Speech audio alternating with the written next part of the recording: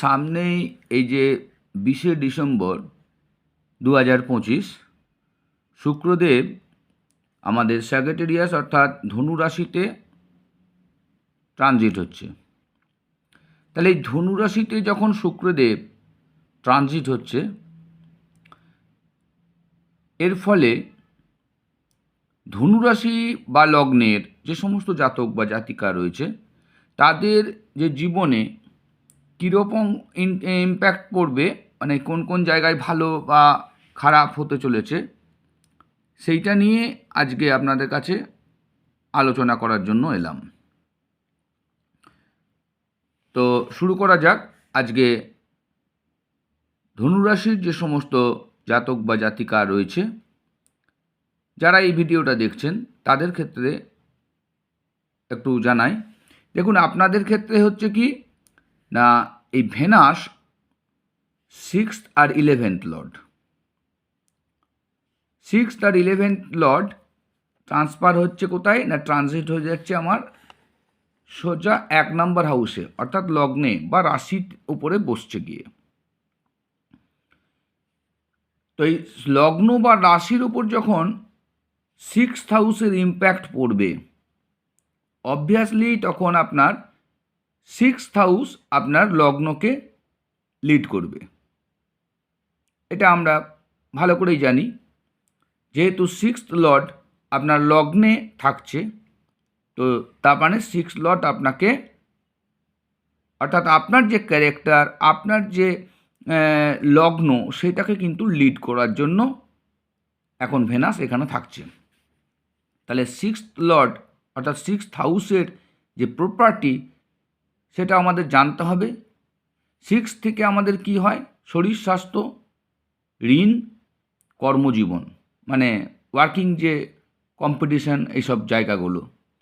তার মানে পরিষ্কার বোঝা যাচ্ছে, যখনই 6th লর্ড অর্থাৎ ভেনাস যখন আপনার লগ্নে ঢুকছে বা রাশিতে আসছে, সঙ্গে সঙ্গে আপনাদের কিন্তু লোন একটা মাউন্টেন পর্যায়ে পৌঁছে যেতে পারে, অর্থাৎ লোন কিন্তু বেড়ে যেতে পারে। লোনটা বেড়ে যাওয়ার সম্ভাবনা আপনার ম্যাক্সিমাম, অর্থাৎ আপনার বিভিন্ন দিকে দেখবেন খাতে খরচটা হঠাৎ করে বাড়বে, আপনার মাথা কিন্তু কাজ করবে না। আপনি কি করবেন সেটা কিন্তু আপনি খুঁজে পাবেন না। কেন? কারণ এদিক থেকে আপনার শনিদেব কিন্তু আপনার লগ্নে দৃষ্টি ফেলে রেখেছে বরাবরের জন্য। তাহলে মাইন্ডটাকে হ্যাক করে রেখেছে আপনার শনিদেব। সঙ্গে যখনই আপনার 6th লর্ড সে কি না লগ্নে ঢুকছে, তার মানে সঙ্গে সঙ্গে আপনার কিন্তু ঋণের বোঝা বাড়তে চলেছে। শরীর নিয়েও হয়তো কম বেশি আপনাদেরকে ভুগতে হবে। আচ্ছা, এইবার যেহেতু 6th লর্ড সঙ্গে কর্মজীবন বা কম্পিটিশনের ব্যাপারটাও, সেই কারণে যারা কম্পিটিটিভ পরীক্ষা দিচ্ছেন তাদের দেখবেন কম্পিটিটিভ যে মনোভাবটা অনেক বেড়ে যাবে এবং কম্পিটিশনের সাকসেস হওয়ার সম্ভাবনা কিন্তু আপনাদের এবারে কিন্তু ম্যাক্সিমাম। অনেকজনাই হয়তো কম্পিটিশনে সাকসেস করবেন, বা চাকরির পরীক্ষায় যারা দিচ্ছিলেন তাদের কিন্তু সাকসেস হবার সম্ভাবনাটা রয়েছে। এটা হচ্ছে পজিটিভ দিক।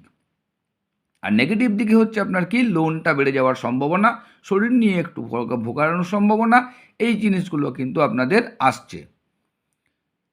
আর কর্মজীবনে আপনাদের একটা কিন্তু পরিবর্তনও আনতে চলেছে।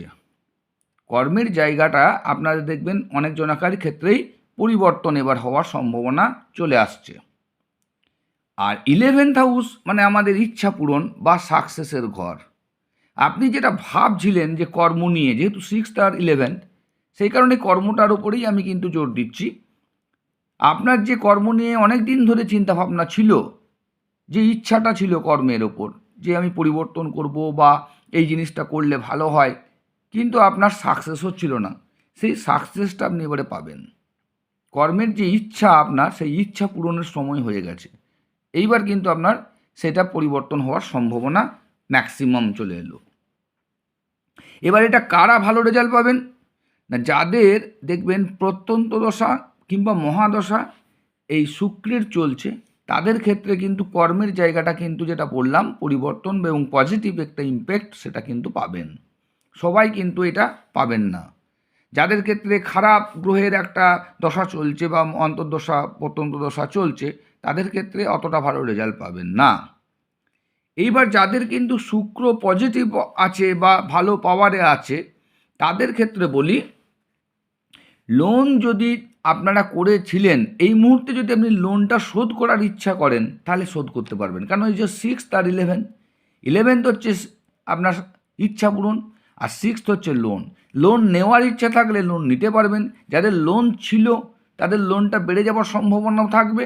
আবার কাদের ক্ষেত্রে না, যাদের শুক্রটা খারাপ আছে আর যাদের শুক্র ভালো পজিশনে আছে তাদের কিন্তু যদি ইচ্ছা করেন লোনটা আপনি এখন রিকভারি করার চান্সটাও পাবেন।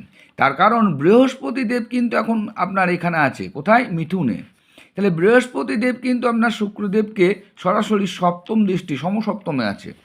তাহলে সমসপ্তমে থাকার ফলে বৃহস্পতি দেব কিন্তু দৃষ্টি দিয়ে রেখেছে, যার জন্য আপনারা কিছুটা হলেও হালকা থাকবেন বৃহস্পতির কারণে। তো সেই কারণে আপনাদের এখন এই মুহূর্তে করতে হবে কি, আপনাদের এই মুহূর্তে কৃষ্ণের যে আপনি মন্ত্র জপ করতে পারেন বা নারায়ণের মন্ত্র জপ করতে পারেন, তাতে আপনি ভালো রেজাল্ট পাবেন। কৃষ্ণায় বাসুদেবায় গোবিন্দায় নমো নমঃ মন্ত্রটিও যদি প্রত্যেক দিন আপনি 11 বার করে জপ করেন তাহলে ভালো রেজাল্ট পাবেন, সেটা নিয়ে নিঃসন্দেহে কোনো চিন্তা নাই। আর শনিদেবের মন্দিরে যদি যান তাহলেও আপনি মানসিকভাবে অনেকটা দেখবেন রিলিজ পাবেন, কেননা শনিদেব যেহেতু আপনার লগ্নের ওপর দৃষ্টি দিয়ে রেখেছে এবং এটা থাকবে এখন কন্টিনিউ। এই কারণে শনিদেবের মন্দিরে গেলেন, শনিবারটা নিরামিষ খেলেন, এইসব করলে আপনার মাইন্ডে চাপটা অনেকটা রিলিজ পাবেন।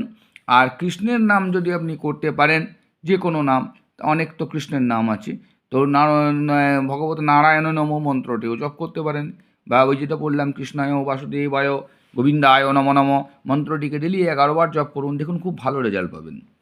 তো আশা করছি আপনাদের ভিডিও ভালো লাগছে। ভিডিওটি ভালো লাগলে অবশ্যই লাইক সাবস্ক্রাইব করবেন, এবং অনেক দিন হলেও আমি ভিডিও দিতে পারিনি, সময় পাচ্ছিলাম না। খুব শীঘ্রই 2026 সাল কেমন যাবে আমি মোটামুটি স্ক্রিপ্ট লেখা হয়ে গেছে, এবার খুব তাড়াতাড়ির মধ্যেই আপনারা ভিডিওটা পেয়ে যাবেন। সব রাশিরই আমি একটা একটা করে আনার চেষ্টা করছি। তো সঙ্গে আছেন যেমন, সঙ্গে থাকুন। ধন্যবাদ সকলকে, ভালো থাকবেন। হর হর মহাদেব।